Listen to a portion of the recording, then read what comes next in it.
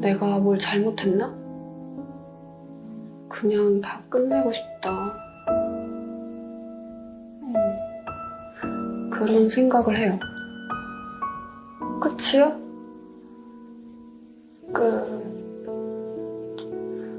글쎄요. 어떤 끝인지는 각자 생각이 다르지 않을까요?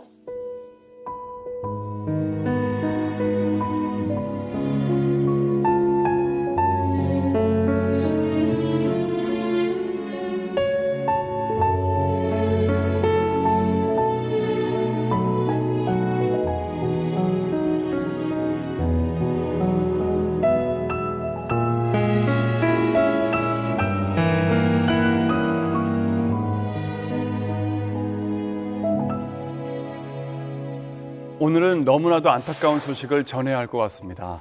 지난 14일 FX 출신 가수 겸 배우로 활동했던 설리 씨가 사망했다는 보도가 나와서 많은 분들이 충격을 받았는데요. 아직도 믿기지가 않습니다. 어떻게 된 건가요? 네, 지난 14일 오후 3시 20분경이었는데요. 설리 씨가 성남의 자택 2층에서 숨진 채 발견됐습니다. 전날 6시 30분경에 매니저와 통화를 한 것이 생전 설리 씨의 마지막 흔적인데요.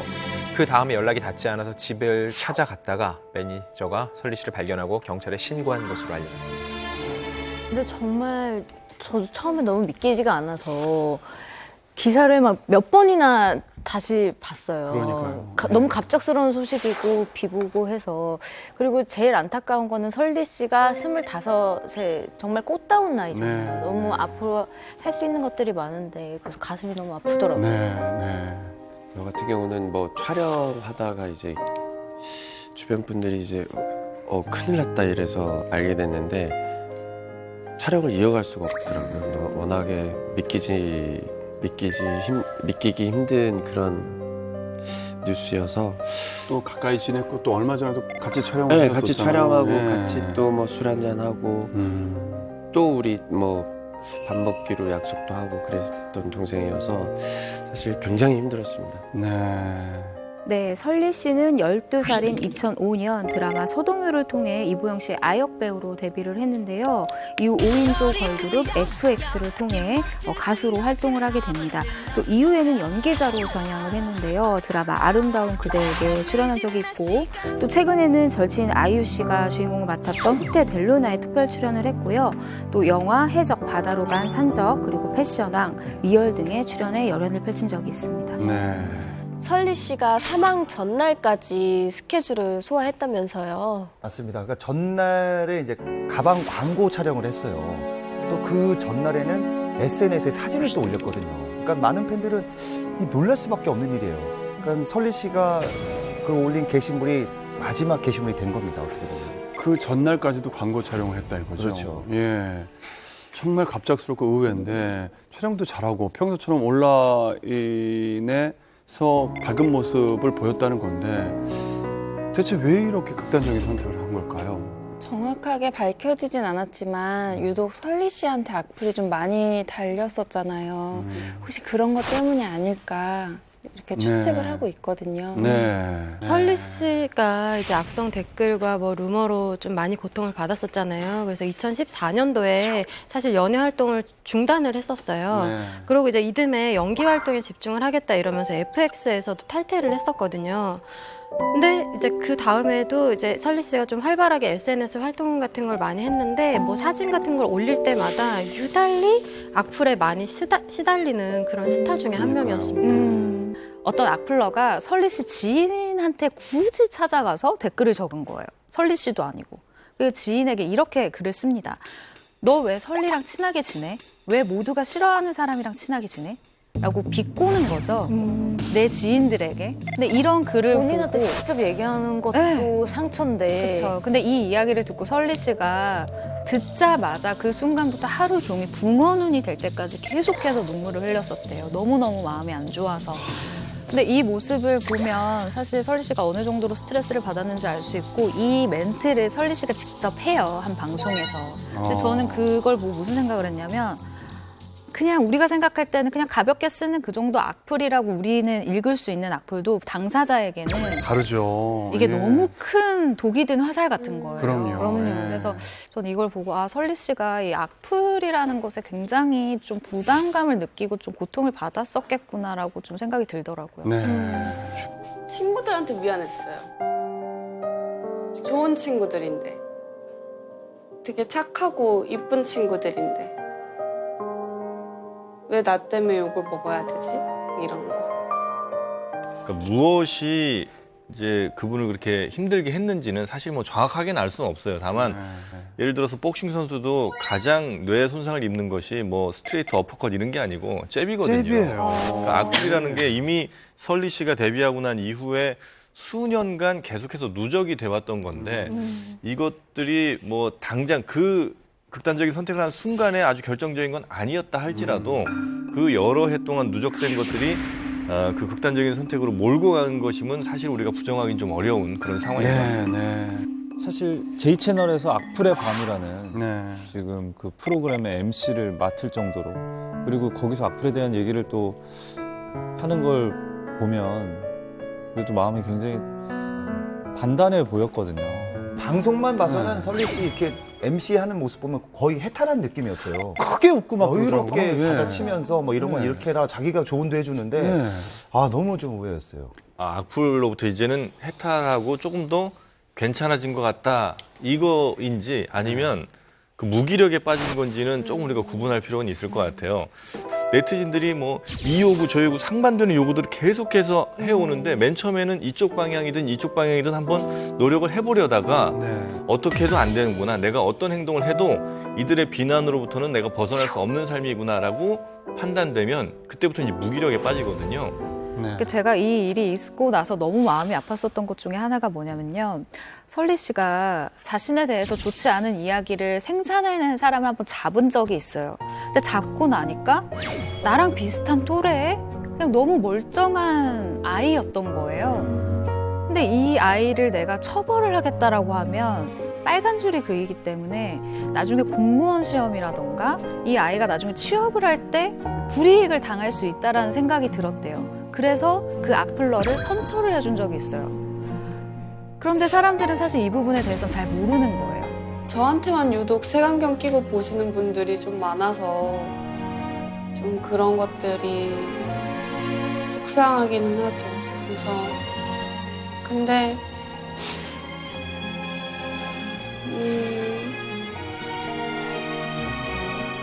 많이 바뀌었다고 생각하고 앞으로도 바뀔 거라고 생각해요. 저도 제가 초긍정의 마인드로 이겨낸다고 생각을 했는데 뭐 최근 들어 누군가가 이렇게 보낸 악플 하나가 저를 막 이렇게 좀 미치게 만들더라고요. 그래서 갑자기 불면증이 생기고 이게 그러니까 잠이 안 오니까 이게 계속 맴도니까 그러니까 이런 게 저뿐만이 아니고 정말 수많은 연예인들을 괴롭히는 것들이 사실은 그 작은 한두 개의 댓글일 수도 있거든요. 저 같은 경우는 악플러를 잡아본 적이 있었거든요. 근데 그분이 습관적이라는 걸 느낀 게 처음에 이제 신랑하고 공개가 돼서 나왔을 때 솔직히 나이 차이가 이렇게 많이 나는 아이돌 커플은 처음이었던 거잖아요. 아이돌 중에 결혼한 사람이.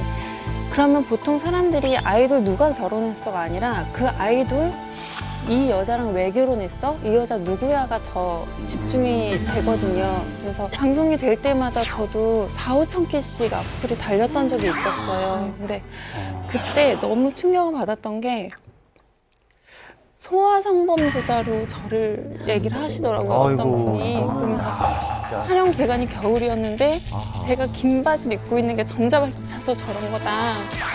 제가 그때 너무 충격을 받아서 그분을 잡았어요. 잡았어요? 잡았는데 제가 너무 말도 안 되게 어린애인 거예요. 21살? 대학생. 네.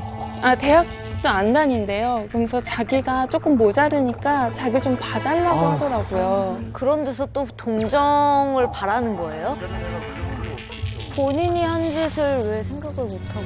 제가 하지 말라 그랬더니 그 다음에는 아이디를 바꿔가지고 제 남편 기사에 그 친구가? 네, 같은 사람이 이거는 좀 비방용인데 발포다랑 사니까 좋냐 이렇게 써놓은 거예요. 그래서 제가 그때 너무 충격을 받아가지고 잡았는데 또 갠 거예요. 진짜 사람이 아니다. 근데 그 친구가 자기도 아니까 이번에 걸리면 자기가 큰일 날 거 아니까 엄마를 데리고 와가지고 엄마를 무릎 꿇고 빌게 하더라고요. 제 아, 앞에서. 이제 봐주면 안 되는데 그거 너무 어떻게? 악질이다. 그 어머니가 이미 다른 연예인들한테 악플로 신고를 당해서 봉사활동 중인 애니까 자기 봐서 한 번만 봐달라고 하는 거예요. 안 돼, 안 돼. 진짜 한 번 해야 돼. 그걸 끊질 못하고 제가 그때도 너무 화가 나서 그 남자분한테 뭐라 그랬냐면 나한테 악플 단 거보다 지금 당신 어머니 나한테 무릎 꿇린 게 더 잘못한 거다. 그렇지. 정신 똑바로 차리고 살아라. 저도 엄청 욕을 했어요, 그냥. 혐오는 안 하고. 마지막에 저를 붙잡고 그러시는 거예요. 이제 좋은 말을 달게요. 이러는 거예요. 좋은 말 달지 마. 아무 말도 달지 말라고. 중독. 진짜 미쳤냐고. 병이다, 그래서 중독자야. 그렇게 했는데 그런 분들이 이게 습관이 돼가지고 이걸 못 멈추는 것 같더라고요.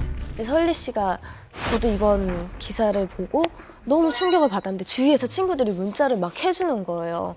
뭐 너는 괜찮냐? 너는 평소에 뭐 우울한 거 있으면 얘기해라. 막 이렇게. 이게 참. 근데 이게 참 아이고 참. 우리 하나 씨도 이게 뭐 힘들었던 이 본인들이 감당하기 힘들 정도의 주변 우려가 많아요. 걱정이 많고. 예. 연예인의 숙명인 거예요. 저도 뭐 되게 안 좋은 연기를 캐릭터를 맡으면 악플 달고 그건 뭐 주위에서 아무리 위로를 해주고 그래도 내가 연예인으로서 혼자 해결해야 되는 그런 숙제 같은 게 생기는 거예요. 근데 이게 설리 씨도 되게 반복이 됐던 것 같아요. 그래요. 아, 이게 그냥 단순히 누가 나를 미워하겠지라는 마음이 아니라 여자로서 수치심과 모멸감을 느끼면 그러니까요. 예. 솔직히 저도 가정이 있고 아이가 있는데도 불구하고 정말 죽고 싶었거든요. 그 순간에는. 근데 이게 좀 주변에서라도 이게 교육이 좀 됐으면 좋겠어요. 그러니까 비연예인이건 연예인이건 상관없이 누군가한테 상처 주는 말이나 모욕적인 말을 하면 그렇게 하면 안 된다는 게 좀 교육이 학교에서부터 이제 됐으면 좋겠어요. 그러니까요.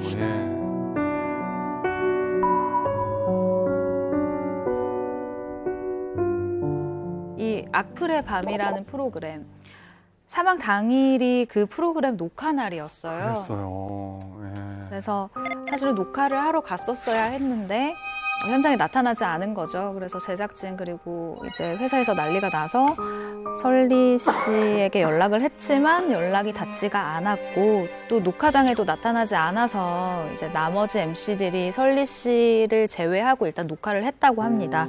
많은 연예인들이 특히 이제 아이돌 연예인들끼리 이 SNS가 있지만 또 비공개 계정이 또 있어요. 그래서 거기에서는 이제 설리 씨가 작년까지만 해도 굉장히 좀 힘들어하는 그런 글들을 게시물들을 주변 친구들한테 이야기를 했는데 그래서 다들 걱정하고 더 설리 씨를 좀 감싸 안으려고 하고 이야기를 하고 그랬었는데 최근 들어서는 사실은 많이 좋아져서 밝아지고 심지어 이제 악플의밤 같은 경우는 끝나면 다 같이 이제 고기도 하고 회식도 하면서 이야기를 많이 하거든요. 그래서 설리 씨가 이제 선배님들한테 많은 조언을 듣고 방송에서도 악플에 대해서 막 스스럼 없이 본인이 생각하는 걸 이야기하면서 많은 게 좋아졌다라고 주변 사람들이 이제 설리도 굉장히 그냥 털어버리는 거를 하는구나. 굉장히 의욕적으로 그런 상태였는데 다들 그래서 더더욱 많이 충격을 받았다고들 하더라고요. 예. 제가 이번 일에서 정말 화가 났던 부분은 설리 씨의 사망 기사에도 악플이 달리더라고요. 그건 정말 제가 보면서 눈을 의심할 정도로 이 사람들은 대체 어떤 사람들이기에 왜 이렇게까지 설리 씨를 괴롭히는 걸까? 이제 뭐 그 악플러들은 악플이 목표인 거지 대상이 누군가는 사실 중요하지 않은 것 같아 보여요. 그러니까 마치 도박에 빠진 사람이 바카라 못하게 하면 다른 도박 안 하는 게 아니라 바카라 못하게 하면 다른 또 뭐 포커를 치는 중 하여튼 다른 도박을 하게 되는 것처럼 그러니까 설리든 누구든 그냥 이 사람들은 악플을 다는 것 자체가 목적인 사람들이라는 거죠. 악플은 쓰는 사람이 알겠죠. 그리고 정말 이게 진짜 사람이 할 짓인지 모르겠지만 설리 씨의 그 악플을 썼던 그 사람들, 그 SNS에 썼던 그 사람들 댓글을 지우고 있어요. 그리고 그 댓글을 찾아가면 계정이 삭제돼 있어요. 지금. 자기가 직접 지우고 있다. 겁을 먹은. 지우고 있다고 이거죠. SNS. 그래서 지금 계속해서 좀 막 팬들이 찾아내고 이러고 있는데 계정까지 삭제하면서 그 자기가 썼던 글들 다 지우고 있는 거예요, 지금. 설리 씨 같은 경우에 저도 뭐 동료지만 근데 본인이 그러면은 사실은 피할 수도 있을 텐데 그런 프로그램을 하거나 아니면 SNS를 계속해서 이어왔단 말이죠. 그런 부분에서 계속 SNS를 하게 되면 그런 댓글이나 그걸 보게 되잖아요. 그 이유는 뭐였을까요? 그러니까 본인이 극복하려고 한 걸까요? 근데 보통은 이제 대중들이 생각했을 때는 야, 그 악플 안 보면 되는 거 아니야? 댓글 왜 봐? 안 보면 되지 라고 말씀하시는데 연예인이라는 게 참 묘한 직업이에요. 나에 대한 기사가 나왔을 때 그 기사에 대한 반응에 대한 궁금한 것들 있잖아요. 그래서 네. 좀 안 보기 쉽지 않은데 제가 부탁드리고 싶은 건 기자분들도 뭐 기사 제목을 뽑을 때라든가 뭐 연예인의 어떤 행보를 기사 취재를 할 때 그 친구들이 좀 상처받지 않을까라는 생각을 미리 좀 해주셨으면 하는 게 바람이에요. 저는 이렇게 말씀드리고 싶어요. 미세먼지가 심하다고 숨을 안 쉬고 살 수는 없어요. 네. 설리는 소통을 하고 싶었던 거였죠. 그리고 전 매번 느끼는 게 저도 기자지만 정말 기자들한테 얘기하고 싶은 게 SNS 보고 기사 좀 안 썼으면 좋겠어요. 사적인 공간인데 왜 내 사적인 공간을 누군가에게 평가를 받아야 되는 거죠? 그러니까 설리가 SNS를 닫을 이유는 없는 거예요. 그 팔로워가 굉장히 많거든요. 거기에 팔로워 중에서는 악플러도 있겠지만 더 많은 대다수는 설리 씨의 근황을 보고 싶고 소통하고 싶어하는 사람인데 그 미세먼지 같은 몇몇 때문에 내가 숨통을 끊고 싶진 않았을까. 그래서 SNS 계속했던 것 같아요.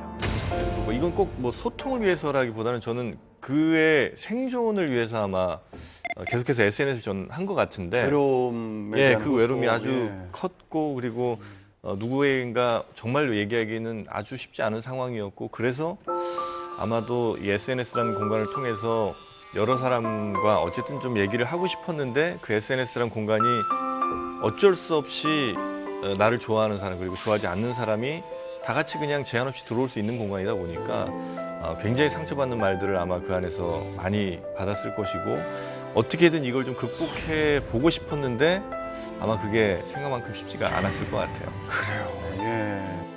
기자님들 저 좀 예뻐해 주세요. 시청자님들 저 좀 예뻐해 주세요. 저희 장례식장에 온 많은 연예인들 또 연예 관계자분들끼리 정말 많은 이야기를 한 것 같아요. 그러니까 대한민국에 내노라 하는 누구나 봐도 내노라 하는 대스타들이 이제는 우리가라도 나서야 되겠다라는 이야기를 그래야 후배들을 지킬 수 있다라는 다시는 이런 일이 없을 수 있겠다라는 그런 생각을 하시는 분들이 이제 굉장히 많이 늘어났어요.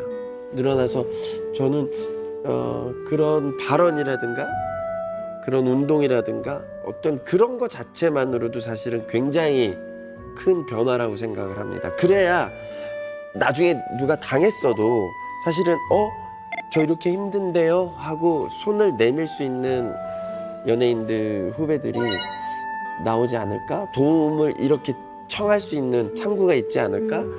이런 출발도 사실은 굉장히 중요한 거라고 생각해요. 근데 홍석천 씨 얘기가 되게 좋은 게 제가 아이돌들 특히 아이돌들만 보면 연습생 할 때부터 친구가 잘 없어요. 연습을 해야 되니까. 친구 만날 시간이 네, 없다. 시간이 없어요. 그리고 데뷔를 해서 또 친구가 잘 없어요. 맞아요. 그리고 잘 되면 잘 될수록 진짜 학교는 더 못 가니까 더 친구가 없어져서 외톨이가 된다. 진짜 속마음을 얘기할 사람이 없는 친구들을 제가 꽤 봤는데 진짜 많아. 진짜 이렇게 홍석천 씨 얘기처럼 편하게 선배들이라도 얘기할 수 있는 멘토처럼. 멘토 같은 게 생기면 정말 많이 조금이나마 개선이 되지 않을까. 네. 근데 지금 설리 씨 사망 사건 이후로 네. 약간 연예계에서도 단체적인 움직임이 있는 건 사실인 것 같아요. 네. 한국 연예 매니지먼트 협회라고 연매업에서 그 아티스트의 보호를 위해서 앞으로 악플과 관련해서는 초강경으로 협회 차원에서 대응하겠다고 지금 발표를 했거든요. 어떻게 보면 설리 씨 사건이 계기가 된 것이죠. 뭐 여러 가지 악플을 방지할 수 있는 방법들에 대한 얘기들도 어쨌든 기자분들이기 때문에 그 해안이 있을 거라고 생각해서 그런 부분들도 좀 저는 듣고 싶은 부분이 있어요. 뭐 요즘에 인터넷 실명제 얘기가 나오던데 여러분들의 생각은 어떠신지 궁금해요. 예. 인터넷 실명제가 지금 보니까 청와대 국민청원에 한 대여섯 개 올라왔어요. 그거 해야 된다고. 네. 뭐 10,000명 가까이 사람들이 이미 동의를 했고. 근데 이게 쉽지만은 않아요. 왜냐면은 그게 표현의 자유를 또 구속할 수 있다는 그런 요건이 생기기 때문에 딱 사건 발생하고 서울대 심리학과 교수한테 전화를 했어요. 그 궁금하다. 악플러들의 심리가. 그러니까 하는 얘기가 뭐냐면은 이런 표현을 쓰시더라고요. 지나가다 그 사람을 한 번씩 칼로 푹푹 찌르는 거래요. 그냥 지나가다 보고는 푹 찌르고 가는 건데 정작 글 쓴 사람들은 나는 글 하나 썼을 뿐인데 이 정도로밖에 생각을 안 하는 거예요. 죄책감이 없다는 거죠. 그래서 이걸 좀 어떻게 좀 해결책이 있을까요 하니까 인터넷 실명제 이런 얘기보다는요. 악플러들에 대한 처벌이 굉장히 미미합니다. 잡혀봤자 요즘 연예인들이 좀 더 나간 게 뭐냐면 선처 없다 이 정도거든요. 예전엔 다 선처였어요. 그게 이미지 좋다고 생각을 했으니까. 이제는 선처 없이 끝까지 간다는데 그래봤자 얼마 정도의 벌금형으로 끝나고요. 그거 받고 나서요. 가끔 보면은요. 나 벌금 받았는데 그 정도 낼 돈 있어 하면서 또 댓글 쓰는 사람들이 있어요. 내용 자체에. 처벌을 좀 높게 하자는 거는 사실 그 악플을 어떻게 분류하느냐, 그러니까 악플을 어느 정도로 우리가 생각하느냐도 상당히 중요한 건데 누군가에겐 야, 너 어떻게 화장 그렇게 했냐 정도가 아무런 피해가 없는 말일 수 있지만 또 누군가에겐 이게 굉장히 비수에 꽂히는 말일 수도 있단 말이에요. 그럴 수 있죠. 그러니까 그럼 어떻게 해야 되느냐? 사람들이 지나가면서 칼 한 번씩 찌른다. 그때 필요한 게 사람들을 다 칼을 못 들게 하거나 아니면 칼 든 사람들의 손은 다 잘라버리는 게 이게 정답인지 아니면 어떤 튼튼한 갑옷을 좀 입혀주는 게 더 먼저인지. 근데 지금 상황에서 저는 이 연예인들이 조금 더 덜 다칠 수 있도록 그 갑옷을 입혀주는 게 저는 더 먼저라고 좀 봐요. 모르는 사람이 살짝 찔렀다고 그랬잖아요. 제가 예전에 본 글이 있는데 칼은 그 사람의 몸을 죽이는 것이지만 글은 그 사람의 마음을 죽이는 거라고 하거든요. 저도 경험하는 건데 저는 사실은 제가 말씀드렸었잖아요. 저희 어머니가 상을 받으셨잖아요.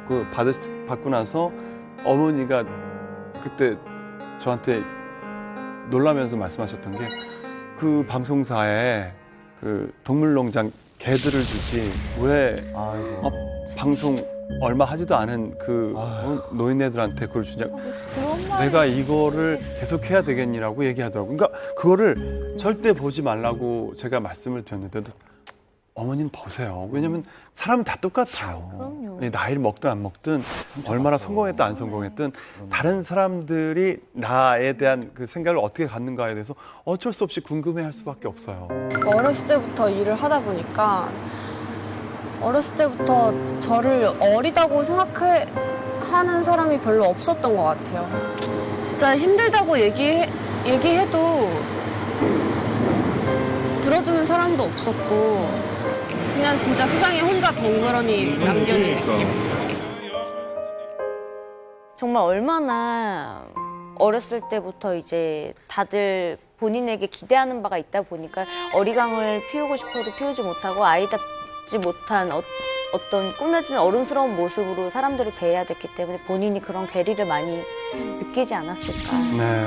네. 또 더 어릴 때는 보통 그냥 지금 나이대의 이 모습으로 상대방이 그 본인을 봐줘야 되는데 상대방은 그냥 연예인으로서의 누구만 보니까 이게 되게 받아들이기 힘들었을 것 같아요. 이게 난지? 연예인으로서의 이 사람이 남지 너무 헷갈리니까 어린 나이에는 힘들어하는 것 같아요. 맞습니다. 정체성에 많이 혼란을 겪었을 것 같아요. 그렇죠. 맞아요. 예. 네, 저는 설리 씨가 사망한 이후에 그 설리 씨가 한 예능 프로그램에서 했던 얘기를 듣고 아, 이 친구가 우울증이 굉장히 심각했구나라고 느꼈던 말이 있었는데 그게 어떤 거였냐면 실제 인간 체질리의 속은 어두운데 연예인 설리로서 밖에서는 밝은 척 해야 될 때가 많다. 그래서 내가 사람들에게 거짓말을 하고 있는 것은 아닐까 조언을 구했고 주변 사람들이 조언을 해줘서 그냥 양면성 있게 살아가기로 했다라고 얘기한 적이 있는데 그 현실과 그 실제 보여지는 이미지 사이에서 좀 간극을 고민하고 있었던 것 같아요. 혹시 그 설리 씨의 유서가 발견이 됐나요? 네, 현장에서 설리 씨의 유서라기보다는요, 자신의 심경을 담은 메모장이 발견이 됐거든요. 다이어리에 일기 쓰듯이 쓴 내용인데 그 맨 마지막 장의 내용이 아무래도 가장 최근 심경을 담고 있지 않을까 하는 건데 그 내용은 현재까지는 경찰에서 확인해 줄 수 없다는 입장입니다. 네, 네. 한 달 전에 설리 씨가 데뷔 14주년을 맞아서 팬들에게 손편지를 남긴 적이 있다고 합니다. 그 편지에 매 순간 도움을 받으며 살았고 그들 덕분에 웃었고 용기를 낼 수 있었다. 삶은 저 혼자 살아가는 것이 아니라는 생각이 든다. 앞으로도 미우나 고우나 잘 부탁드린다라고 이렇게 썼었는데 마지막 순간에 혼자 얼마나 외로웠을지 정말 가슴이 아픕니다. 설리 씨가 세상을 떠난 이런 환경, 이런 상황이 너무 안타깝고 애도의 뜻을 표하지만요. 설리 씨가 했던 선택은 해서는 안 되는 선택이었습니다. 그럼요. 그거는 네. 분명히 말씀을 드리고 싶고요. 네. 그래서 이런 상황을 바라보는 분들도 그런 건 분명히 분리해서 생각을 해서 자기도 역시 그런 충동을 느끼고 어떤 위험한 상태라고 할 때는 빨리 주변에 도움을 청하고 더 빨리 이 상황을 극복할 수 있도록 노력할 수 있는 저는 그런 자세가 더 필요할 때인 것 같아요. 네. 절친이죠. 그 구하라 씨는 자신의 SNS에 그 세상에서 진리가 하고 싶은 대로라는 글과 함께 찍은 사진을 올렸는데 얼마 전에 제가 이제 뭐 장례식장에 가서 봤는데 절친으로 또 알려진 아이유 씨가 정말 일찍 달려와서 끝까지 많은 분들과 설리 씨에 대해서 이야기를 하고 자리를 지켜주고 하는 걸 보면서 참 이렇게 좋은 친구들을 놓고 떠나는 그녀가 사실 조금 원망스럽기도 하고 힘들면 힘들다고 조금 더 좀 더 티를 많이 좀 냈으면 어떨까. 남아있는 사람들이 참 많이 힘들겠구나라는 생각을 좀 해봤습니다. 네. 아이유가 정말 좋은 친구인 게 네. 2012년에 아이유가 쓴 복숭아라는 그렇죠. 노래가 있는데 그게 설리를 보고 너무 예뻐가지고서는 만든 노래였거든요. 그 노래가 지금 팬들도 다시 찾아 들으면서 음원 차트에서 막 또 이제 올라오고 있어요. 그러니까 아이유라는 친구가 설리를 사람들이 기억할 수 있는 무언가를 남겨줬다는 거 그게 전 진짜 고마운 일인 것 같아요. 그렇죠. 네. 뭐랄까 이 기분 날 보면 마음이 저려오네 빠근하게 어떤 단어로 널 설명할 수 있을까 아마 이 세상은 어느 날 갑자기 톱스타가 되었다. 클래스가 다른 스타들의 데뷔 스토리 전격 공개. 한국의 올리비아 하스의 한가인. 데뷔 전 뉴스에 나와 대형 사고를 쳤다?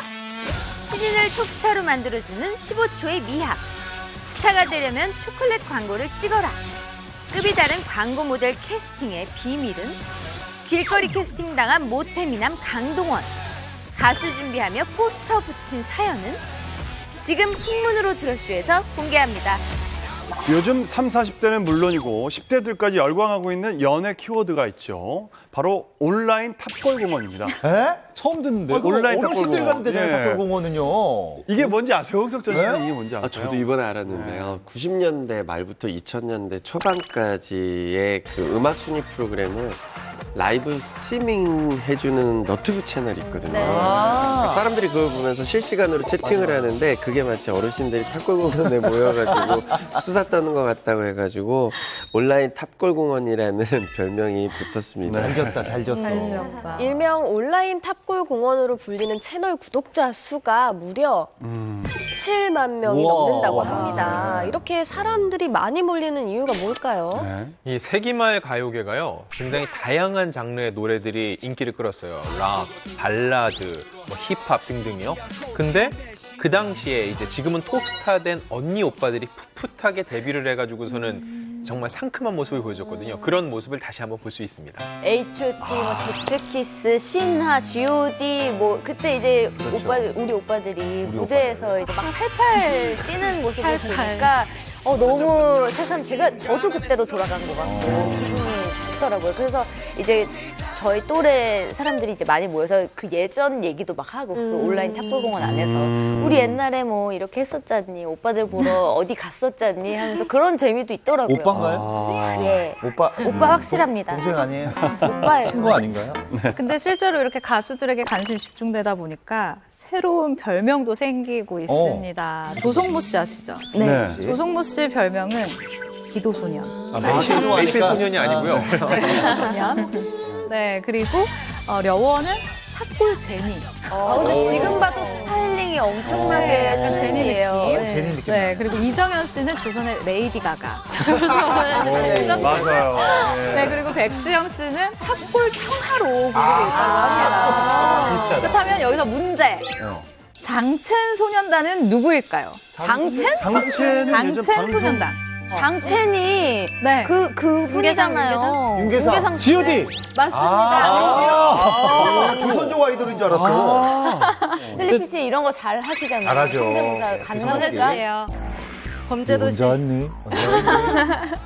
5억은 너무 적소. 오. 10억은 받아야겠어. 아울빈 장첸. 아, 죄송합니다. 너무 잘한다. 약간 슬리피 씨 속마음 아닌가요? 비슷하네요. 여러분들은 처음 데뷔 무대나 작품에 대해서 어떤 기억을 갖고 계세요? 네. 저는 하도 이것저것 다 해가지고 완전 데뷔가- 제일 처음 데뷔작이 전국 뭐예요? 노래자랑 나왔잖아요, 첫 무대. 전국 진짜? 노래자랑. 그거 보시죠, 한번. 청량군에서 인기상을 받으신 분 홍석천 씨. 팔방기인으로 혼자 재주가 많다고 꿈 많은 청년. 두 눈을 감으며 꿈처럼 다가오는 너의 모습을 내 마음 깊은 곳 새하얀 캠퍼스에 그려보네.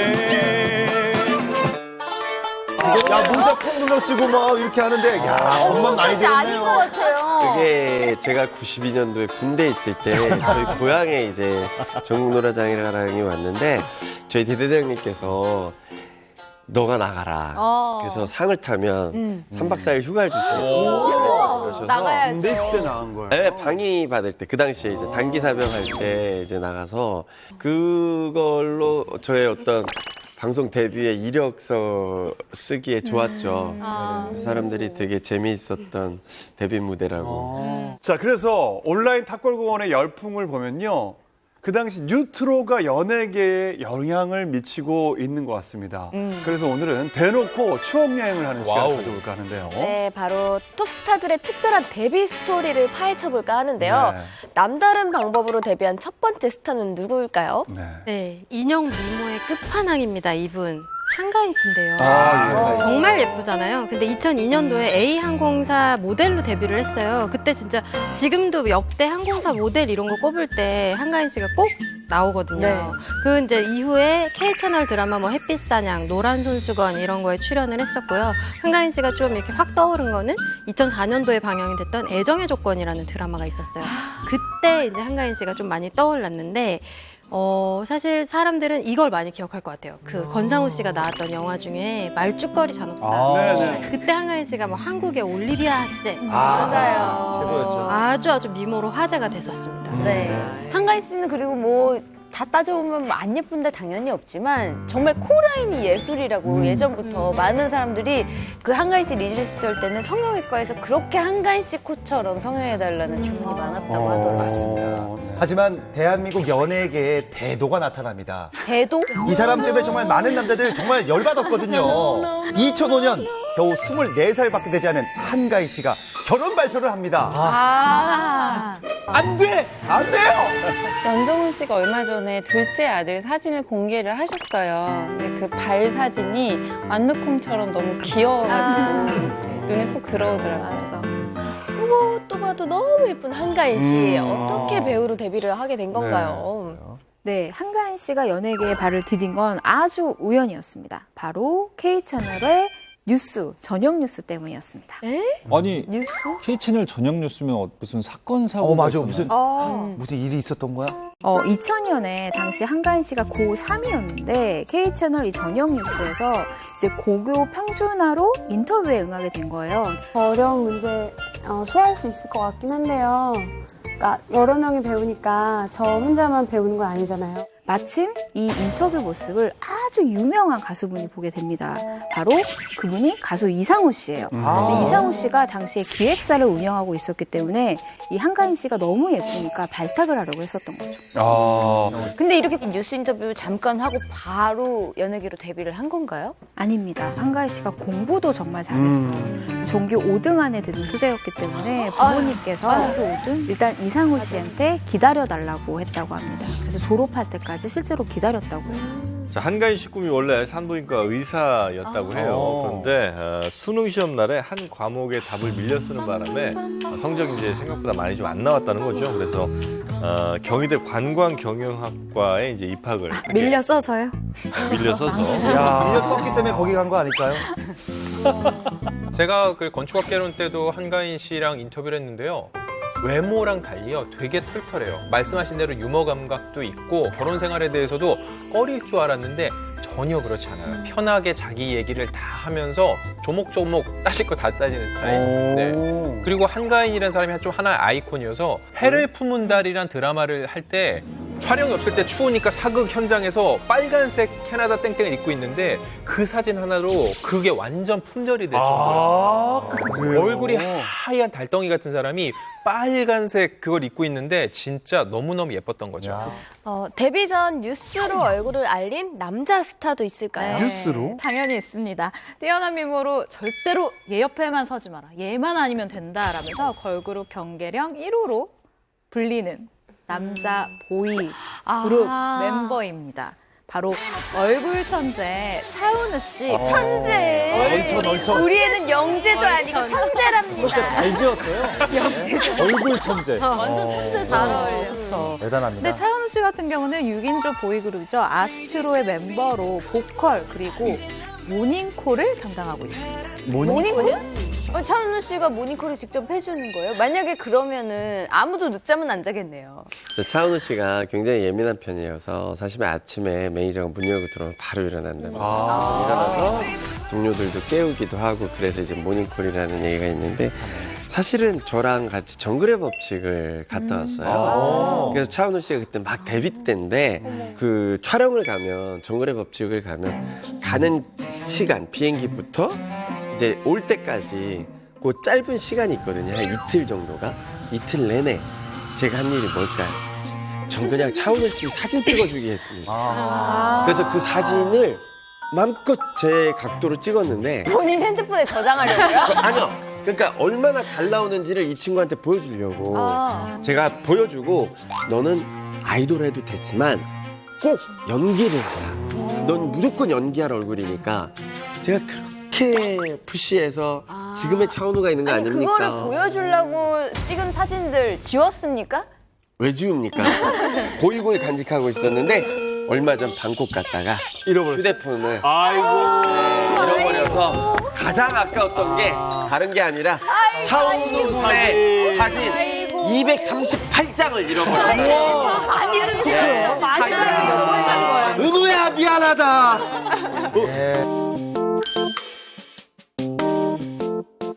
그 차은우 씨가 얼굴 천재라는 별명답게 네. 각종 CF를 접수를 했어요. 아. 정말 잘 나갑니다. 뭐 찍은 게 화장품, 면세점, 패션, 치킨 뭐 이렇게 굉장히 많이 찍었거든요. 사람들은 그 누구도 말을 안 해요. 사귈래?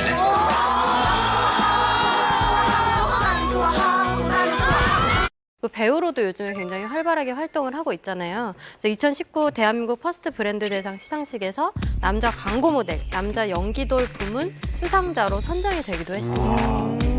그런데 차은우 씨가 아스트로로 무대에 오르기 전에 얼굴을 먼저 알린 곳이 저녁뉴스였다고요. 저녁뉴스요? 네, 차은우 씨가 K채널 저녁뉴스에 나온 적이 있습니다. 바로 한류 변해야 산다는 주제로 기획사에서 독서 토론을 받는 모습을 보여준 건데 연예인이라는 게 되게 많은 사람을 접하는 직업이잖아요. 그래서 많은 사람들 앞에서 대화를 하거나 뭐 인터뷰를 할 때 많은 도움이 되고. 차은우 씨가 맨 처음 그 연예 관계자 눈에 띈 거는 바로 중학교 축제날 화장실 앞에서입니다. 화장실. 그 화장실을 가는 그 급한 그 얼굴도 멋있었다고 보인 거예요. 바로 이제 관계자가 좀 나랑 좀 일을 하자. 하지만 그 차은우 씨가 전교 3등을 할 정도로 공부를 굉장히 잘했대요. 그래서 거부를 합니다.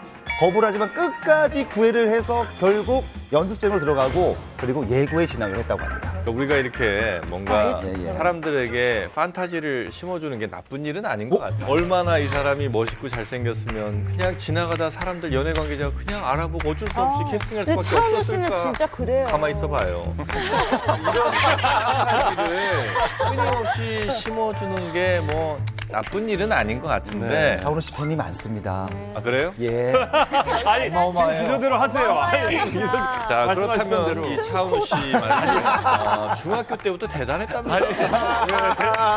학생 회장을 했고요. 엄친하잖아요, 엄친하. 고등학생이 되고 2016년에 그 K천의 도전 골든벨 나갔어요 또. 여기도 나왔어? 출연합니다. 같은 해 3월에 1대배까지 출연해서 100인 중에 최후의 2인까지 올라갑니다. 대단하네. 정말 똑똑하고 잘생겼답니다.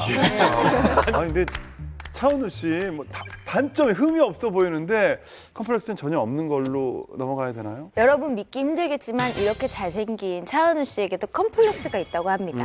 바로 굵은 허벅지와 큰 엉덩이가 컴플렉스. 너무 좋아한다. 외계 씨, 하지 말고 그대로 내주세요. 예. 아니 컴플렉스래요.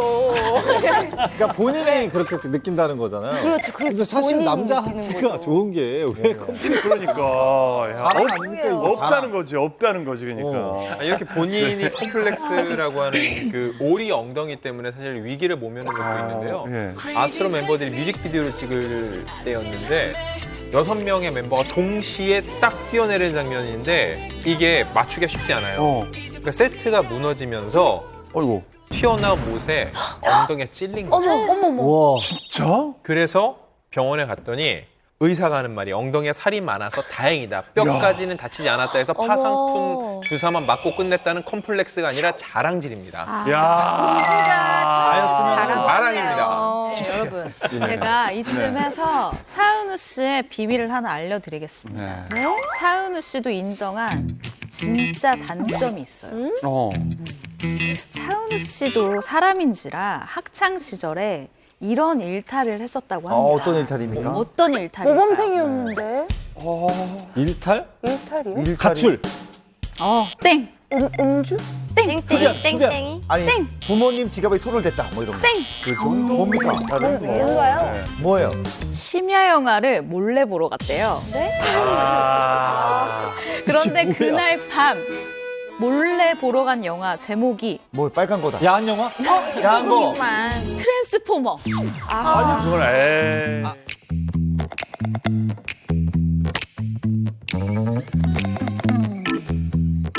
네, 데뷔 전 뉴스에 나온 또 다른 스타가 있을까요? 네. 1997년 1월 1일 새해에 M채널 뉴스데스크의 톱스타 되기 직전에 시민이 등장합니다. 네. 바로 현재 완전체로 활동하고 있는 핑클의 리더 1이다 이효리 씨인데요. 데뷔 전에 19살에 새해 경제 상황에 대해서 어떻게 생각하느냐라는 기자의 질문에 이렇게 똑 부러지게 대답을 합니다.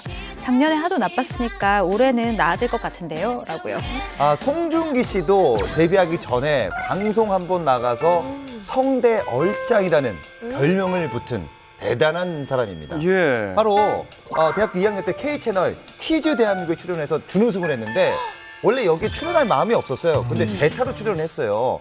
그때 나가자마자 뭐 인기가 엄청나고 연예인도 아닌데 팬카페가 생겼다고 합니다. 그리고 이때 준우승까지 했잖아요. 맞아요. 아니, 그러니까 연예 기획사분들 앞으로 뉴스나 교양 프로 잘 보셔야 될 것 같아요. 예. 본의 아니게 뉴스 제작진들이 연예계를 위해서 열일을 하고 계셨던 거네요. 그래도. 야. 그리고 왠지 데뷔 전에 뉴스에 이제 인터뷰를 했다라고 하면은 조금 뭔가 그래도 다른 사람보다 생각도 있고 자기 주장도 있고 그래서 조금 더 좋아 보이는 그런 효과도 있는 것 같아요. 그러니까요. 예. 네, 요새는 많이 줄어들었지만 네. 연예계 길거리 캐스팅이 엄청 화제가 됐던 시기가 있었어요. 네. 그야말로 흙 속에서 진주를 발견하는 격인데요.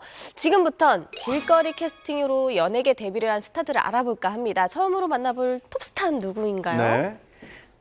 이분은 제가 누군지 알겠다. 떨림이 알겠다. 예. 이게 같이 영상으로 기사 나가는 것까지도 너무 좀 죄송스러워서 혹시 제가 좋아하는... 너무 네. 일라이 씨? 아니 일라이 씨 아닙니다. 강동원 씨예요.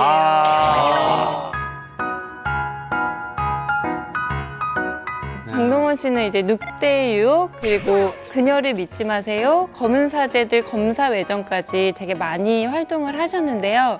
이분이 그 배우를 하시기 전에도 되게 유명한 모델이셨어요. 그래서 이 모델이 되기 전에 길거리 캐스팅으로 캐스팅이 됐다고 하시더라고요. 그래요. 근데 강동원 씨는 마스크도 마스크인데 뭐 키라든지 뭐 비율이 그냥 뭐 길 어디를 걸어가도 눈에 안 띌 수가 없는 스타일이잖아요. 맞아요. 강동원 씨를 실제로 딱 보면은 정말 그러니까 연예인 안 하고 일반인으로 생활하기는 어려울 것 같은 비율이긴 한 것 같아요. 워낙 그러다 보니까 원래 고향에서부터 주변에서 모델 해보라는 얘기를 많이 했었나 봐요. 근데 자꾸 사람들이 야, 모델 한번 해봐 하니까 한번 해볼까? 이런 생각을 갖고 있던 차에 서울에 놀러를 왔다가 길거리 캐스팅이 된 거죠. 그래서 소속사로 들어가게 됩니다. 근데 소속사에서 조금 이상한 일을 겪게 돼요. 이상한 일? 네.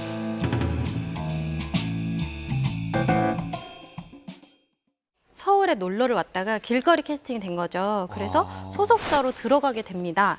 근데 소속사에서 조금 이상한 일을 겪게 돼요. 이상한 일? 네, 이제 소속사에서 가수를 해보라고 얘기를 한 거죠. 가수? 네. 가수를요? 정말 매치가 안 되는데 이 소속된 가수들 CD를 돌리게 하고 포스터를 붙이게 하고 그런 일들이 있었다고 합니다. 근데 만약에 계속 거기 있었다면 강동원 오빠의 노래까지 들을 수 있지 않을까요? 맞아요. 그것도 뭐 나름대로 좋았을 것 같긴 한데 결국에는 배우가 된 걸 보면 회사에서도 강동원 씨의 어떤 뜻을 따라준 걸까요? 아닙니다. 이 소속사 결국 부모님이 나서서 문제 해결을 해줬다라고 하는데요. 이 모델 알바를 하면서 알게 된 분이랑 마음이 맞아서 다른 소속사로 옮겼고 그 이후부터 우리가 알고 있는 정말 승승장구하는 강동원 씨가 된 거죠. 잘 나가던 모델 강동원 씨가 그러면 배우로 전향하게 된 계기는 뭔가요? 강동원 씨는 처음부터 모델보다는 연기, 배우가 하고 싶었다고 합니다. 그래서 새로 옮긴 소속사에 들어가서도 모델 활동을 하면서도 틈틈이 연기학원 다니면서 연기를 배웠다고 해요. 강동원 씨가 이렇게 3년 동안 연기 수업을 받고 이제 오디션을 보기 시작한 거예요. 그래서 2003년도에 드라마 위풍당당 그녀로 데뷔를 하게 됐어요. 근데 되게 잘 된 게 이 당시에 캐릭터가 사투리를 쓰는 캐릭터였거든요. 그래서 좀 편안하게 연기를 하게 된 건데 이 강동원 씨가 지금도 만나서 인터뷰하거나 해보면 경상도 사투리를 쓰잖아요. 지금도 쓰고 이 성격이 되게 솔직한데 되게 인상적이었던 게 연애 같은 거 물어보고 하잖아요. 저는 있어도 없다고 할 겁니다. 이렇게 와. 얘기를 하는 스타일이에요. 저 여자친구 있어도 없다고 할 거예요. 이렇게 말해요. 그런 성격. 근데 남자다 그러신 거예요, 지금? 듣다 하니까 일란 씨하고 왜 결혼하셨어요? 아니, 일란 씨가. 아니, 이건 팬심이잖아요, 아니, 일란 씨가 예전에 아이돌이기 때문에 어쩔 수 없이 지현수 씨를 밝히지 못했잖아요. 그럼 그것도 멋진 남자, 그것도 그냥 자기 주소가 있는. 그냥 그 여자친구 없다고 하면 되는데 저희 신랑은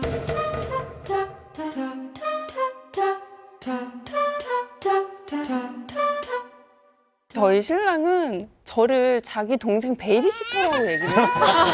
또 그걸. 미치겠다. 근데 굳이 안 해도 될 말을 그러니까 또 TMI. 너무 상반되게 남자다 이 느낌이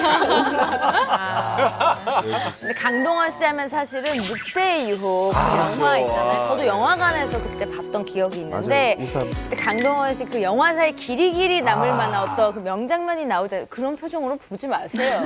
뭔데요? 그 우산이 싹 올라가면서 그게 일명 우산씬이거든요. 강동원 씨 얼굴이 이렇게 서서히 이제 나오는데 그때 진짜 무슨 콘서트장처럼 영화관에 있던 여자들이 소리를 진짜? 그래서 옆에 있던 남자 관객들이 뭐야? 왜 저래? 맞아. 저희들은 막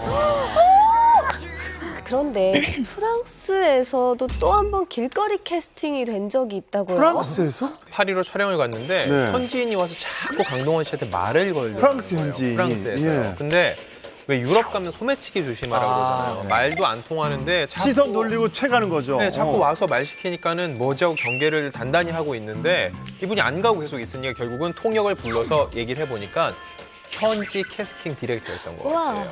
이야. 너를 우리 작품에 쓰고 싶으니 하자. 이 얘기를 계속 강동원 씨한테 구애를 했던 거죠. 영화에. 근데 그 프랑스 말로 꽃미남이 이제 시벨롬이거든요. 맞아요, 사실이에요. 거짓말하지 마세요. 아 진짜? 강동원 시벨롬 분명히 이르지 않았을까. 진짜예요. 예. 사실 뭐 그 기럭지에 그 얼굴이면요 세계 어딜 가도 캐스팅제를 늘 뭐 당하게 되죠. 사실 부럽습니다. 전 그렇게 빨빨거리고 돌아다녀도 그 누구도 출연 제의를 안 하시는데 지금은 우리 강동원 씨는 LA 할리우드에서 할리우드 작품이죠. 쓰나미 LA 촬영 중이에요. 쓰나미. 예. 헐리우드 작품을 지금 촬영 중이에요. 그렇죠. 길거리 캐스팅 되게 재밌는 게요. 네. 연예인들이 데뷔 후에 캐스팅 당하는 경우가 있어요. 박신혜 씨가 신인 때 데뷔를 했는데 명함을 받은 거예요. 연예인 해볼 생각이 없냐고. 근데 받고 보니까 자기 회사 명함이었던 거예요. 자기 회사 명함? 사람이 몰라보고 야, 이거는 신인이니까 이 친구 간판이 아니잖아요. 아직까지는. 있는지도 몰랐구나. 그렇죠. 그래서 이거는 진짜 받았더니 저 이 회사 다니는데요 라고 했던 경우가 있고 이 캐스팅 하시는 분들 긴장하셔야 되겠다. 소속사 시인들보다 다 검토하시고. 사실은 데뷔 예. 근데 저도 캐스팅, 연습생 생활은 이제 큰 회사들 들어가서 했지만 이제 잘 되지 않을 때 우연히 캐스팅이 된 거예요, 길거리. 근데 저 때는 학원들이 많았어요. 연예인을 양성하는 이런 학원들이 많아서 그 학원인 거예요. 그래서 저는 돈을 내고 학원 다닐 수 없다라고 했더니 그 매니저 오빠가 그러면 가수 오디션이 있을 때 널 불러주겠다. 그러니까 학원생들만 할 수 있는 건데 절 불러주겠다고 해서 제가 거기에 돼서 앨범을 내게 됐어요. 그래요? 되게 고마우신 매니저 오빠였어요. 야, 잘 됐네요, 은인이네. 결과적으로. 어쨌든 그 슬리피 씨 같은 경우에는 어떻게 캐스팅을 저희 때는 동대문에 가잖아요. 예. 그러면 꼭 명함 하나씩 받아오는 거예요. 동대문, 근데 명동 이런. 다 학원. 맞아. 돈을 내야 학원에 돼. 명함을 많이. 뭐 연기도 배워야 되고 보컬도 배워야 되는데 이게 다 학원비가 있다. 돈을 내야 된다. 그 당시에만 동대문에 가면 그 밀려온 애 앞에 스테이지가 있었거든요. 네네. 거기에서 맞다. 춤좀 춘다는 애들이 다 올라가서 있었으니까 아래에서 보다가 이렇게 명함 주는 사례들이 꽤 있었죠. 자, 혹시 뭐 길거리 캐스팅으로 데뷔한 또 다른 스타가 있다면 누가 있을까요? 제가 들은 것 중에서 가장 인상 네. 깊었던 네. 것이 그 류승범 씨입니다. 류승범 씨가 이 데뷔작이 죽거나 혹은 나쁘거나인데 감독이 친형이에요. 예, 류승환 감독인데 이제 캐스팅 당시에 이제 예산도 부족하고 딱 맞는 캐릭터 찾기 힘들었는데 그 캐릭터가 바로 양아치 캐릭터였던 거예요. 아, 양아치가 필요한데 양아치에서 아 어떡하지 방문을 탁 열었는데 양아치가 방바닥에 누워있었다. 누가 봐도 적격하네. 그냥 생양아치가 누워있었어. 그렇지. 눈잔 밑이 어두웠네. 바로 캐스팅을 해서 이렇게 들어갔는데 방바닥. 네네. 그래서 이게 방바닥 길거리 캐스팅이 아니라 방바닥 캐스팅. 방바캐죠. 네네. 이렇게. 자, 그리고 이제 그 거의 뭐 이건 거의 신화라고 보시면 됩니다. 네. 오정태 씨 캐스팅이 있는데 개그맨 오정태 씨. 예, 오정태 씨가 이제 벚꽃을 보기 위해서 여의도에 갔대요. 네. 그래서 이제 M본부를 지나가는데 M본부 3층에 있던 예능 국장님이 오정태 씨 보더니 너 합격! 너 개그맨 해라! 거짓말. 그래서 MSG가 약간 있긴 한데 제가 정태한테 물어보니까 실제로 이런 일이 너무 많았대요. 영화 관계자 와서 너 영화 해라. 너 개그맨 해라. 막 이런 엄청난 캐스팅을 당했다고 합니다. 서로 모셔가려고. 외모 덕에. 그럼요. 자, 길거리 캐스팅이라는 게 아무래도 외모만 보고 사람 뽑는 거니까 이게 장단점이 있을 것 같은데요.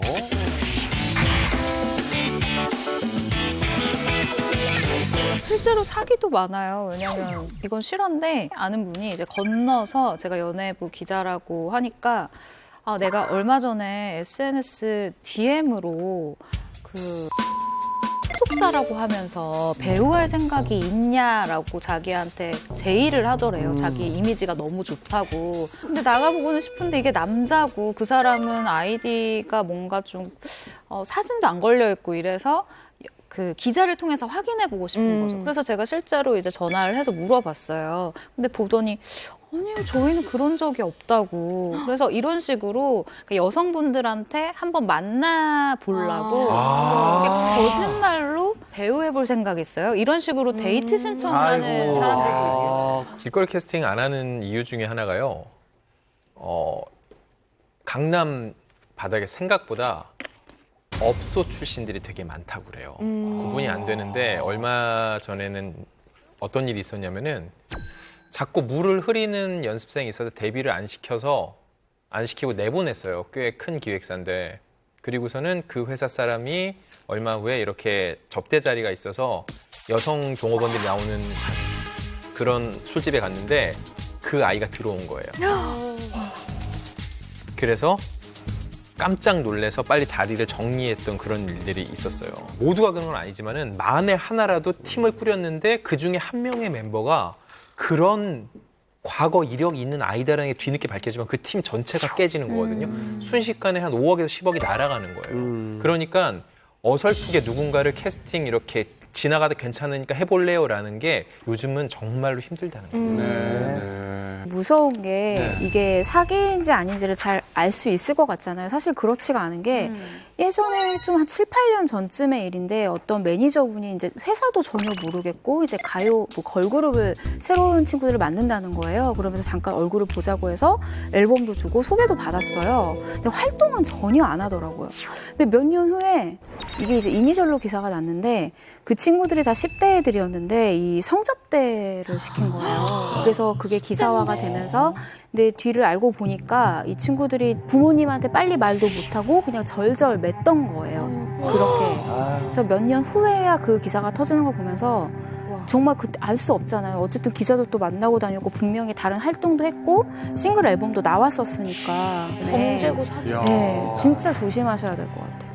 자, 신인들은 CF나 작품 속에 단역으로 등장하는 경우가 많은데요. 간혹 신선함을 위해서 신인을 주인공으로 발탁했다가 화제가 되는 경우도 있죠. 네, 특히 CF 속 짧은 한마디가 강한 임팩트를 남기기도 하는데요. 그래서 준비했습니다.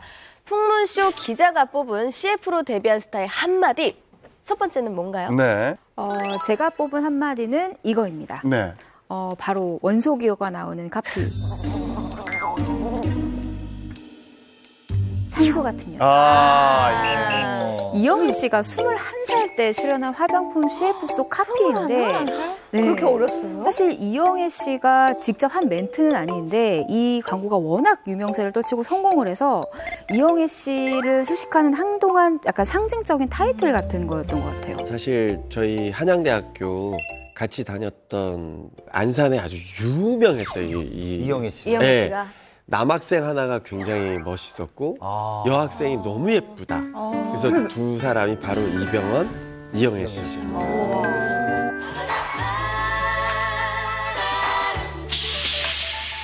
생활도 피부도 산소가 필요하죠. 날마다 신선함을 느껴요. 어려. 산소 같은 여정. 근데 이영애 씨가 볼살이 있는 거 너무 신선한데. 그러게요. 근데 실제로 이영애 씨가 워낙 이제 하얀 피부로 유명하잖아요. 네. 그래서 화장품 모델이 정말 적격인데 신인 시절에 이 화장품 CF를 기획했던 분이 이영애 씨 피부를 두고 정말 피부가 너무 하얗고 투명해서 뭐 당시에는 상상을 초월했다라고까지 표현을 하더라고요. 대체 어느 정도였길래 그 궁금하더라고요. 제가 이영애 씨는 정말 쫓아다니면서 취재를 했던 것 같아요. 워낙 탑스타였고 또 비밀 결혼을 했고 그리고 결혼하고 돌아온 다음에는 이제 학교 수업을 받으러 가서 한양대학교까지 찾아갔었어요. 그때도 면바지에다가 셔츠에다가 갈색 가방 하나 들고 있는데 그렇게 멋있을 수가 없는 거예요. 그냥 레이디 애니 했던 얘기 중에 이 표현이 저는 제일 잘 맞는 것 같아요. 투명하다. 사람이 좀 투명한 느낌. 그냥 깨끗하고 예쁘다는 수준을 좀 넘어간 느낌이에요. 이영애 씨 뭐 CF 여신 아닙니까? 워낙 많이 찍었어요. 네. 뭐 전성기 시절에는 뭐 240여 편 정도 찍었어요. 그래서 이런 유머도 있습니다. 이영애의 하루라는 이런 유머의 글이 있어요. 아침 일어나면 S빈으로 세수를 하고 이 샴푸로 머리를 감고 오전에는 W사 정수기 필터를 교체하고 오후에는 L사 카드를 들고 외출하고 밤에 되면 우리 집인 X 아파트로 돌아온다. 실제로는 이게 훨씬 더 길어요. 광고가 엄청 찍어갖고. 아, 대단했습니다. 각 예. 분야의 CF는 거의 다 예, 찍으셨네. 예. 네, 그런데 사실 이영애 씨의 CF 데뷔는 이 산소 같은 여자가 아닙니다. 진짜요? 기억하실 것 같아요. 바로 이영애 씨의 진짜 데뷔는 복잡하게 생각할 거 없어요. 그냥 바로 투땡 초콜릿 CF였습니다.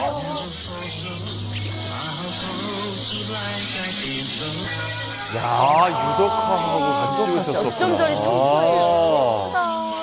야. 인형 같아요. 기억나네요. 정말 예쁘죠. 야. 예. 당시 이 초콜릿은요, 장국영 씨의 출연으로 유명했던 그 초콜릿인데, 그 다음 모델이 유덕화 씨였어요. 근데 유덕화 씨의 상대 배우가 누구냐, 상대 모델이. 이랬을 때 정말 청초한 여대생 같은 모습으로 등장한 이영애 씨가 정말 많은 분들의 사랑을 받았죠. 네, 네. 이영애 씨뿐만 아니라 이 당시에 대세 여배우가 되기 위해서는 무조건 초콜릿 CF를 초콜릿이에요. 찍어야 했다는 예. 말이 있었어요. 네. 생각해보면 톱스타들이 데뷔 초에 초콜릿 CF를 많이 찍었었거든요. 그 좀 아름다운 분들이 특히. 근데 왜 아까 이영애 씨가 출연했던 저 투땡 초콜릿의 라이벌이 있었잖아요. 네. 그 가땡 초콜릿. 네. 그거를 그 CF를 통해서 엄청나게 또 스타가 된 분도 계시거든요.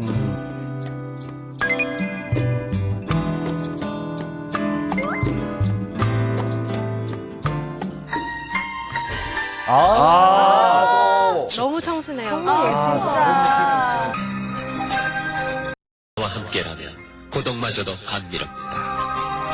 기억납니다. 사실 지금은 우리가 최시라 씨라고 얘기를 하면 카리스마의 뭔가 대명사처럼 맞아요. 네. 우리가 생각을 하잖아요. 하지만 데뷔 초에는 청순 여신이었습니다.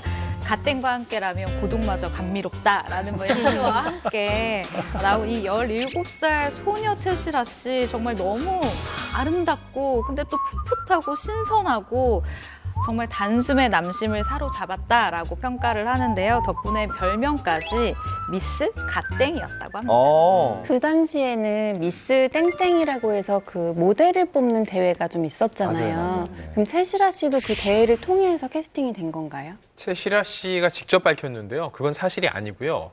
이 엘사에서도 그런 모델을 뽑는 대회는 있는데 중간에 몇 회 정도 폐지가 됐었대요. 최시라 씨는 그때 발탁이 된 거거든요. 그래서 CF 모델로 하이틴 모델을 찾던 중에 최시라 씨가 찍힌 한 잡지 사진을 보고 아, 저 느낌이다 해서 발탁이 된 거예요. 엘사에서는 이 모델인 최시라 씨가 워낙 이제 마음에 들었다 이렇게 판단을 좀 해서 초콜릿 이외에도 뭐 아이스크림이라든지 검 그리고 뭐 다양한 제품의 모델로 또 이렇게 기용을 하기도 했었습니다. 뭐 그때 최시라 씨가 얼마나 대단했냐면 이 학생 잡지의 구독 선물을 받으려면 그 잡지사에 가야 돼요. 그 잡지사에 선물을 받으러 갔다가 바로 그 잡지사 표지 모델이 된 겁니다. 구독 선물 받으러 갔다가. 이 문현길 씨가 굉장히 좋아하지 않는 류의 설화 같은 느낌. 그런데 그 갓땡 초콜릿 하면 뭐니 해도 이미연 씨가 생각이 나는데 남자분의 그 가을 자켓 안에다가 이렇게 옷을 머리를 넣었다가 얼굴을 살짝 이렇게 내는 거 정말 패러디 많이 했거든요. 이미연 씨가 정말 대단했었죠. 네, 이미연 씨는 고1이었던 1987년 미스 로땡 대회에서 1등을 하면서 연예계에 입성을 했습니다. 이후에 이 드라마 기억이 날 것 같아요. 바로 사랑에 꽃피는 나무 기억하시죠? 예. 사랑에 꽃피는 나무에서 정말 예쁜 외모로 주목을 받은 뒤에 1988년 바로 화제가 된 그 CF 갓땡 초콜릿 CF를 통해서 청순함의 대명사로 등극하게 됩니다. 네, 그 드라마 응답하라 1988에도 이 CF에 대한 에피소드가 등장을 하는데 혜리 씨가 이미연 씨 그 CF를 이렇게 패러디하는 장면이 나와요. 근데 재밌는 건 그 극 중에서 이미연 씨 아역 시절, 그러니까 어린 시절을 역할을 연기한 게 혜리 씨였잖아요. 그래서 이제 그게 뭔가 조금 재밌는 그런 포인트가 있어요. 그런 장면이 있었어요? 네. 혜리 씨가 네, 패러디 하듯이 이렇게 CF처럼 이렇게 숨어있다. 청순했습니다. 뭐 과거에는 이 초콜릿 CF를 찍고 톱스타로 되는 뭐 그런 과정을 겪었다면 이제는 초콜릿 광고를 이미 톱스타가 된 상황에서 찍는 경우가 좀 있는 것 같습니다. 대표적으로 우리 아이유 씨가 초콜릿 광고 찍었다고 하는데. 네, 그런데 이미연 씨 못 본 지가 꽤 된 것 같아요. 예. 요즘에는 어떻게 지내실까요? 네, 이미연 씨가 3년 전에 2016년도에 영화 좋아해줘가 마지막 작품이었어요. 근데 그 이후로는 좀 SNS도 전혀 안 하고 하다 보니까 이분의 근황을 알기가 굉장히 어려웠거든요. 근데 살짝 알아봤더니 좋은 작품이 있으면 복귀할 생각을 갖고 있다고 해요. 그래서 올해 초에 소속사에서 이미연 씨의 사진을 공개하기도 해서 굉장히 많은 분들이 반가워했었습니다. 80년대 청순 여신들의 대표 CF는 초콜릿이었지만 지금은 이 광고가 아닌가 싶습니다. 라라라라라. 이혼없는 CF. 그렇죠. 예. 사실 뭐 청순한 분들은 다 여기 거쳐야 되는 코스였는데 누가 있을까요? 여기? 일단 뭐 많은 분들이 이 브랜드 모델을 했습니다. 근데 1세대 모델이 누구였냐면 바로 수영 선수 최윤희 씨였습니다. 네, 최윤희 씨가 82년 그 뉴델리 아시안 게임에서 3관왕을 했죠. 그리고 86년에 서울 아시안 게임에서 2관왕.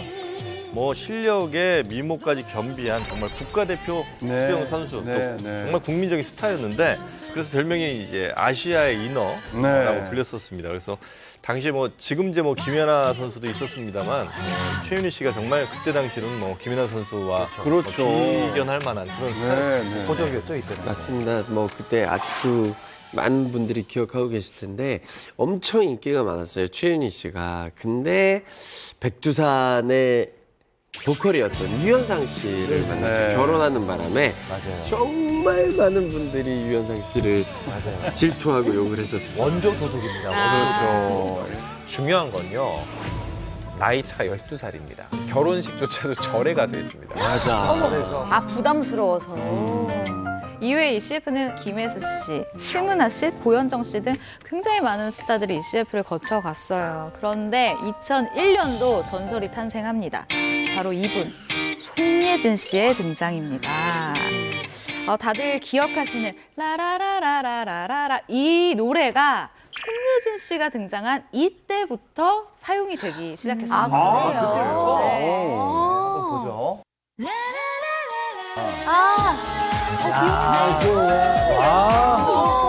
의 대표 음악 아닙니까? 그리운 소식은 나를 못 대부분 모델들이 1년 정도 하잖아요. 그럼 바뀌는데 손예진 씨는 2001년, 2002년 모델을 하고 그 후 5년 뒤에 2007년 다시 모델을 합니다. 이거 정말 희한한 일이죠. 근데 뭐 지금도 그 브랜드 하면 손예진 씨가 제일 먼저 떠오르니까 광고 효과는 정말 확실했던 것 같아요. 최근에는 그런데 약간 변화가 있습니다. 바로 김소연 씨, 트와이스 같은 약간 발랄하고 건강한 이미지로 좀 컨셉이 변화했습니다. 제가 광고 A한테 직접 들은 얘기거든요. 네네. 이 광고 같은 경우는요. 모델료를 깎고라도 그냥 들어가려고 합니다. 왜냐면 들어가는 순간 고현정, 심은하, 손예진, 한지민, 대보의 이름 끝에 말석을 차지하는 거거든요. 저도요. 그렇죠. 상징적인 자리니까. 저도요. 욕심냈었어요? 그럼, 예. 아니요, 하겠습니다. 네. 아, 깎고서라도. 네. 많이 안 받고도 하겠습니다. 안 받고도 하겠습니다.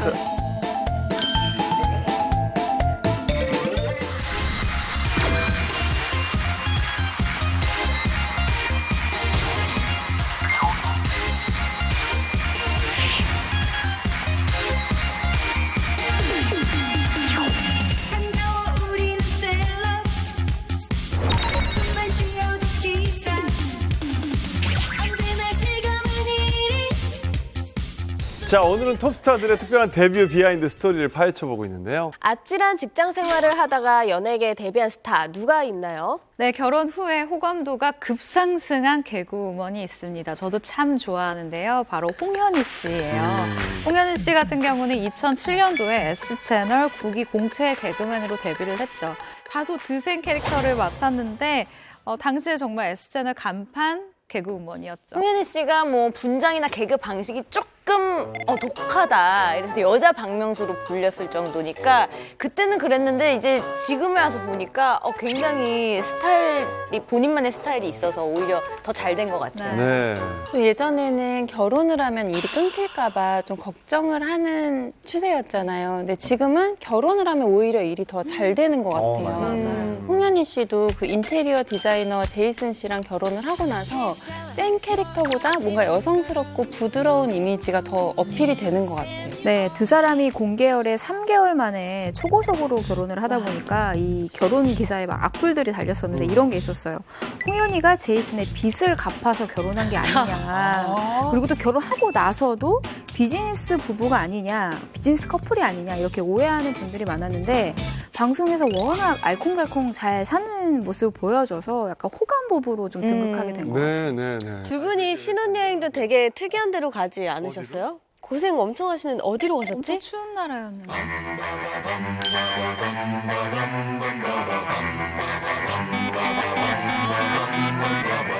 이제 제이슨이라는 친구가 굉장히 재밌어요. 그리고 독특한 면이 있고, 그러니까 남들 안 하는 거를 용기 내서 하는 경우가 있어요. 그러니까 예를 들자면 남미 여행을 갑자기 일 잘하다가 남미 여행을 가버리는 거예요. 몇 달을 갔다 오고 이래서 너 참 보기하고 다르게 남들이 안 하는 거 하는구나 그러더니 뭐 남들이 안 하던 네. 자, 그런데 홍현희 씨를 보면 뼛속까지 개그맨의 피가 흐르는 것 같거든요. 개그맨 데뷔를 하기 전에 무슨 일을 하셨대요? 네, 홍현희 씨에게 상상 이상의 반전 과거가 있어요. 네. 힌트를 드리자면 이 좀 특별한 안부 인사가 있었습니다. 그게 뭐냐면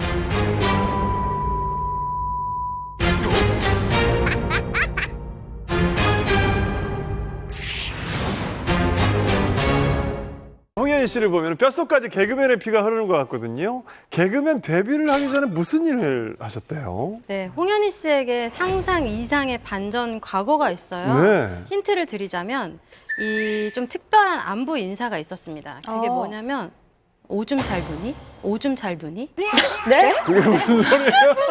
이게 인사예요? 네. 홍현희 씨가 남들한테? 네네, 만나면 간호사였나 혹시? 홍현희 씨의 과거 직장이 알고 보니까 예. 제약회사, 심지어 정규직. 근데 신장 투석 분야에 그러다 보니까 아무래도 신장의 중요성을 너무나 잘 알고 있었겠죠. 보통은 소변을 잘 봐야지 또 그만큼 건강하다는 또 신호기도 하니까 그런 인사를 했었나 봐요. 근데 또 재밌는 게 홍현희 씨가 지금은 조금 통통하고 귀여운 모습이잖아요.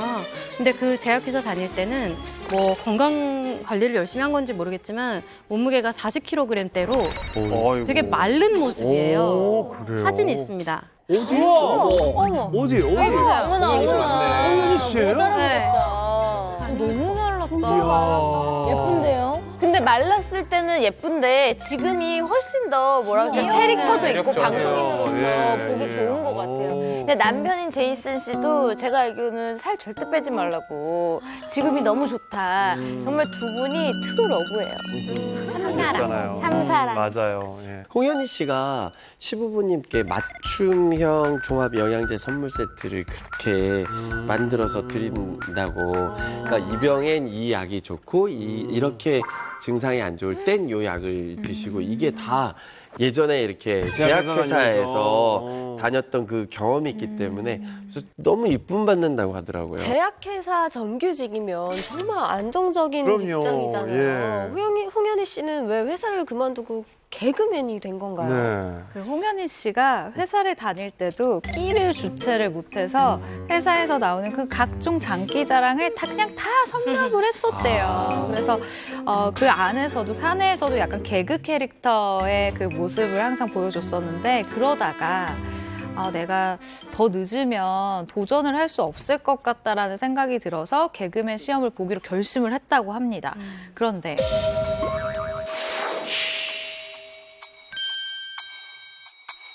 떨리는 마음으로 문을 딱 열고 들어가요. 들어가자마자 면접관들이 막 웃었다고 합니다. 그러면서 너 합격.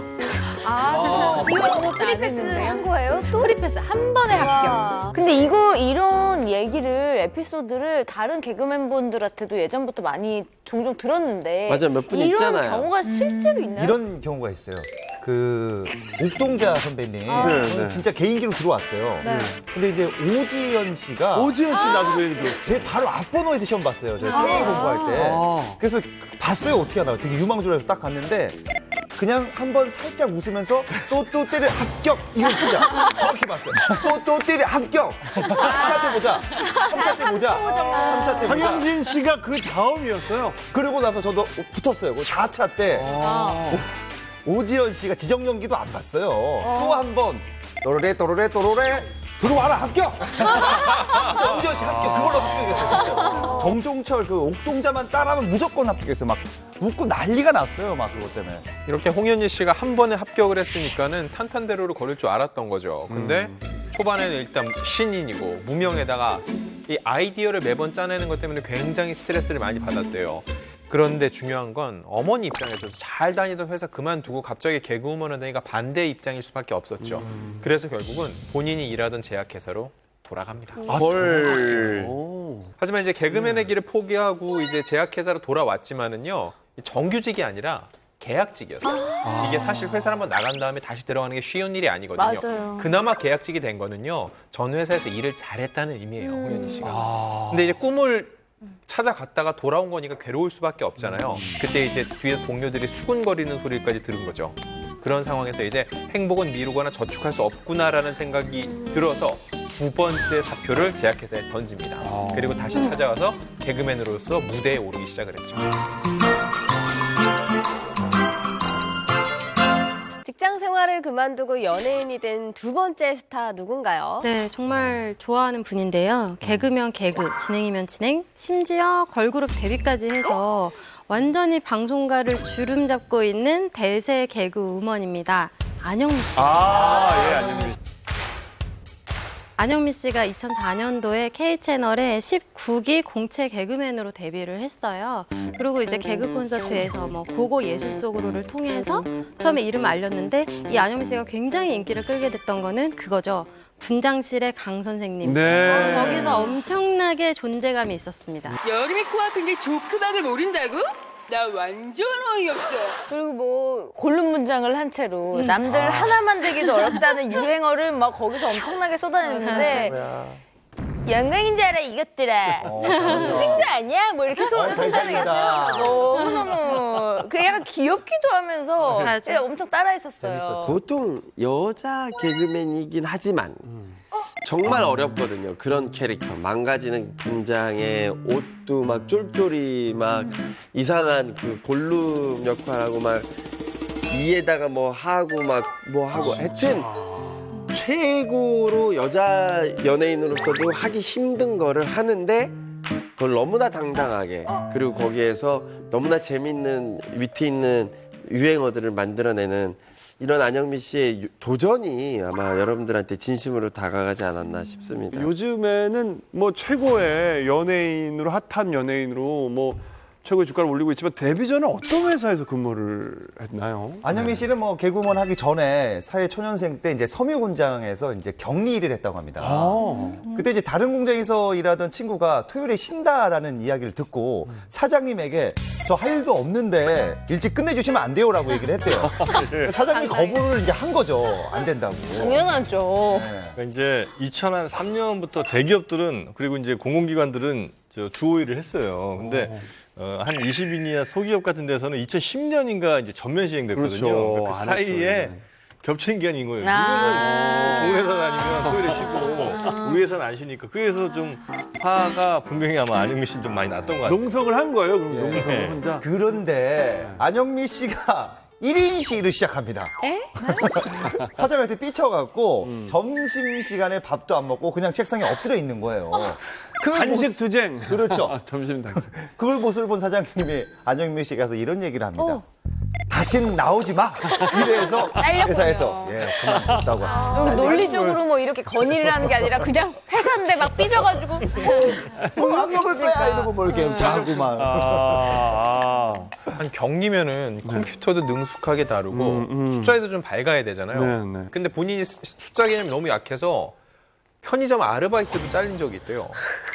그러니까 어떻게? 손님이 사와서 5,500원이 나와서 10,000원을 주고 잠깐만요. 잔돈 있어요? 하고 500원을 또 줬으면은 이게 무슨 의미예요? 5,000원만 주면 돼요. 10,000원을 줬는데 500원을 왜 이렇게 생각해. 500원을 왜 또 주지? 왜 또 주는 거지? 이해가 안 돼요. 이걸로는 분명히 계산이 다 가능한데 이 정도로 숫자에 어두웠다고 하니까 10인가? 안영미 씨는 정말로 방송가로 잘 오셨습니다. 안영미 씨의 이 아찔한 해고 사건 이번이 처음이 아닌데요. 대학교 1학년이 되자마자 아르바이트가 너무 하고 싶은 거예요. 그래서 곱창집에서 아르바이트를 시작을 하게 됩니다. 근데 손님이 이 가게에 너무 없었대요. 그래서 사장님 생각이 나서 마케팅 차원에서 자기의 친구들을 곱창집에 데리고 옵니다.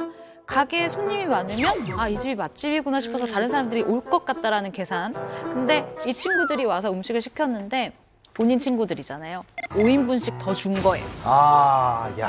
내 가게가 아닌데 1인분씩 더 준 것도 아니고 5인분씩을 준 거예요. 그래서 사장님이 너 때문에 남는 게 하나도 없다. 가라. 라고 해서 여기서도 잘렸어요. 또 잘린 거예요. 안영미답다, 안영미다. 일화들을 보니까 어디서 막 일을 진득하게 할 수 있는 스타일은 아니네요.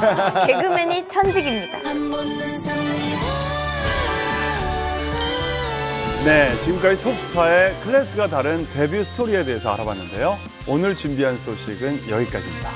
풍문으로 들었쇼. 다음 주엔 더욱 재밌는 풍문으로 찾아오겠습니다. 여러분, 감사합니다. 감사합니다. 수고하셨습니다.